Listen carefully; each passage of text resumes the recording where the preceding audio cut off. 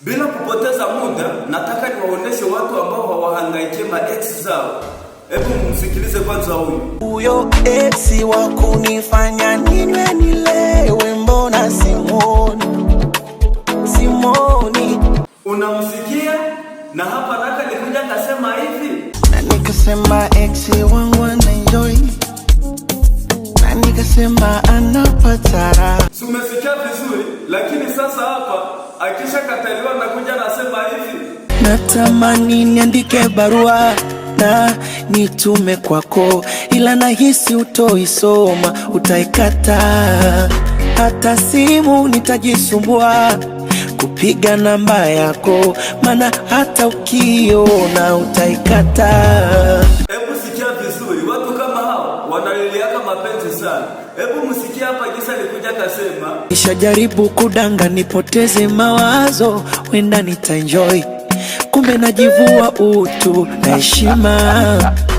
Kwa watabibu waganga nijue nini chanzo, wenzako nipo hoi, ama nyota yangu butu makari sina. Hebu sikia kisi hapa alikuja akaambelisha mpenzi wake ukweli.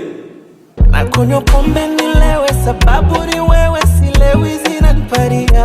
Hapa alipoona nahitaji mpenzi wake akasema hivi. Hata hiwe mapenzi yamekwisha, kumbuka kuna sasa unamsikia, watu kama hao wanakuwaka washapana maahadi za kutisha sana. Hebu zisikie. Ninawe ni kufa na kuzikana. Mimi na wanakuwaka maahadi za kutisha sana. Zitawagusa hapo. Hebu acha nimuulize na nyinyi msikie. Harmonize, si sasa uko single? Oh yes, I'm single. Sasa Harmonize, niambie kwa nini unacheza mapenzi sana? Mapenzi ni maua, moyoni mwangu yanachanua, yarishawahi takaga kuniua, usishangae najishaua. Nizani naona usimsikilie.